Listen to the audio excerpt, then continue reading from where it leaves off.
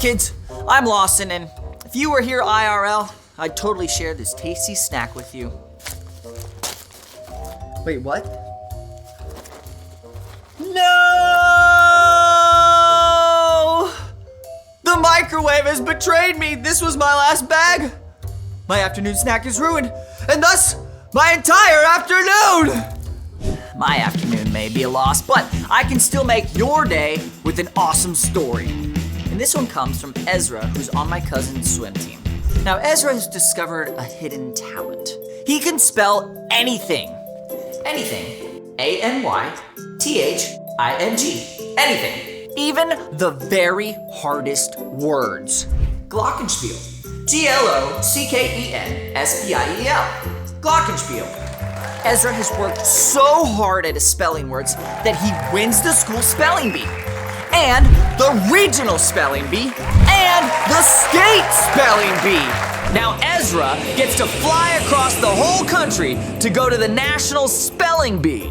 Yes! Y-E-S, yes! But the morning Ezra is supposed to leave, an ice storm shuts everything down.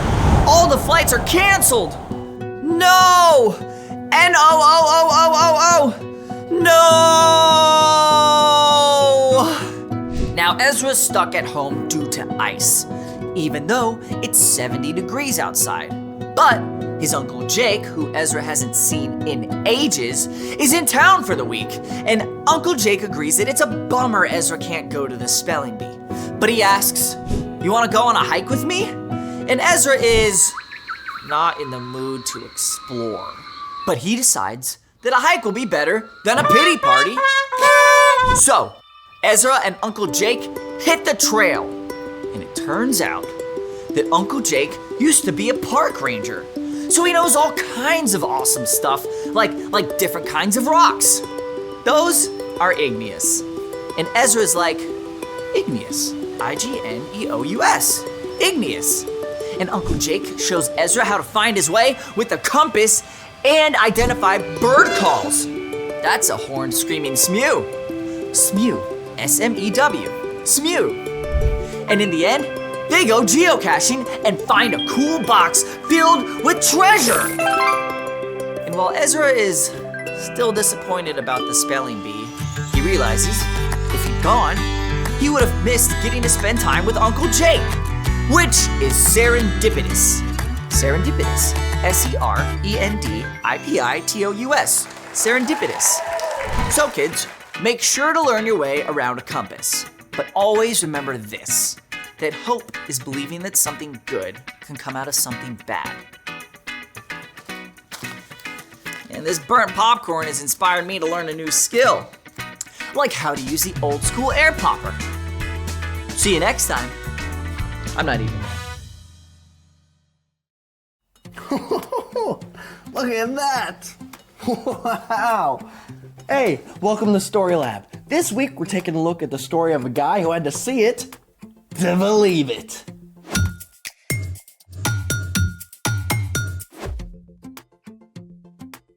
Hey, I'm Carter. And I'm Zeke. This month, we're talking about why the story of Jesus is good news. And all the ways that it can give us hope. All right, well, it is game night, and my boy came to play. Indeed I did. All right, let's see what we got here. Wait, sugar-free Candyland? A much healthier option. Connect 2? Goes way faster than Connect 4. Sorry, not sorry. What? The kids love it. You know, speaking of hope, I hope you have some other game options than these. Anyone up for the game of life insurance? I know what game we'll play. We'll play one round of... Get the picture! You ready? Let's play it! For this game, we'll look at different pictures, starting close up and then moving further out. All you have to do is guess the picture. I picked the first picture, so Carter, you're up. Round 1! Okay, so what do we have here? Okay, so it's roundish and shiny, so maybe it's like a pebble or even a rock? Nope, let's get a wider view. Oh, it's an eye. Okay, so I see a bulgy eye. So Yep. ooh, it could be an alligator. Maybe. Or a snake. Well, what do you think? Now, let's back all the way out to get the big picture. Ah, it's a frog. Well, technically, it's a North American green frog, aka Lithobates clamitans. It's native to the wetlands. Oh, okay. Hey, partner. Right. Let's move on. Round 2. Okay, so I see a red circle surrounded by green with kind of like a skewer. It's an olive. It is a good guess, but no. Let's zoom out a little bit. Okay, now I see different colors, black, white, surrounding the green and red. So maybe it's a circus tent? Like the part of the top? Is it though? Let's get the big picture. Oh, it's a dartboard. Oh, I used to love darts. But my mom always made me use the magnetic ones. Hey, let's do another. Round 3. Oh, what do we have here? Okay, so it's big and orange. And I see like little tiny bubbles inside of it. So, hey, I'll say like a glass of orange juice. Let's zoom out a little more. Oh, okay, so maybe the big orange thing is like the sun, and I see an outer white part, so maybe the white part is like a bright summer sky. Am I right? Well, is he right? Let's get the big picture. An egg! Oh, it's so obvious now. Well, you mentioned orange juice, and that does go with fried eggs. And I did say sun, and that egg is sunny side up. Partial credit given. Okay, one more? One more, let's do it. I think you'll like this next one. Round 4. All right, so I see a lot of black and like a streak of white, and it's kind of round, so maybe the eye of some animal. It could be. Let's zoom out a little bit. Hey, wait a minute. All right. Let's get to the big picture. Somebody got into the photos from the Story Lab Christmas party. I mean, your guess was right. It is an animal. A party animal. Well played. But don't doubt that I will be personally deleting this. Oh, I don't. But speaking of someone with big doubts, it's time for The story before the story. Today, we're in John, the 4th book in the New Testament. But way before John, in the very beginning, out of a deep, deep love, God made an amazing world. But when people turned away from God, the world was broken. God had a plan to draw people back into relationship. So at the right time, God sent Jesus. When Jesus grew up, he began traveling from town to town, teaching and healing. People were ready to make him king. But when Jesus came to Jerusalem for the Passover festival, the religious leaders made plans to get rid of him. And just a few days later, Jesus was sentenced to die on a cross. Now, you would think this would be the end of the story, but guess what? This is where our story starts. Take it away. Hey everybody, I'm Brian, and our story today begins in a very dark place, during the 3 days Jesus was in the tomb. But before we find out what happens next, we've got to back up a little bit to talk about one of Jesus' followers, a man named Thomas. Thomas was one of the 12 disciples, and just like Jesus' other close friends, he was probably feeling a lot of emotions after Jesus died on the cross. What do you think Thomas felt? Sad? Definitely, but also scared and confused too. That's because the disciples didn't fully understand God's plan, even though Jesus had explained it to them. So picture this. Jesus died on the cross on a Friday and then was placed in a tomb. And everybody's thinking, that's it, right? The whole story is over. But on Sunday morning, Mary discovered that the tomb was empty. Jesus is alive. Mary even spoke with him. Then she rushed back and shared the good news with the other disciples.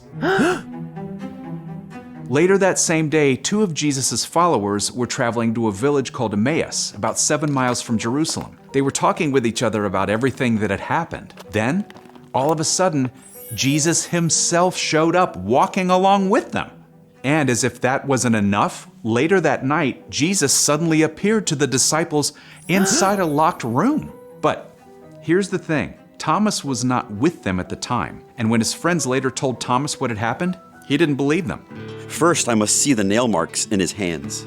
I must put my finger where the nails were. I must put my hand into his side. Only then will I believe. Now you can imagine that was a rough time for Thomas. All his friends were filled with joy that Jesus was alive, but Thomas just couldn't join in. Until 1 week later, the same thing happened again. The disciples were in that same locked room when Jesus suddenly appeared among them. And this time, Thomas was there. May peace be with you. Jesus turned to Thomas. Put your fingers here. See my hands? Reach out your hand and put it into my side. Stop doubting and believe. And finally, Thomas did believe. My Lord and my God. Because you have seen me, you have believed. Blessed are those who have not seen me, but still have believed.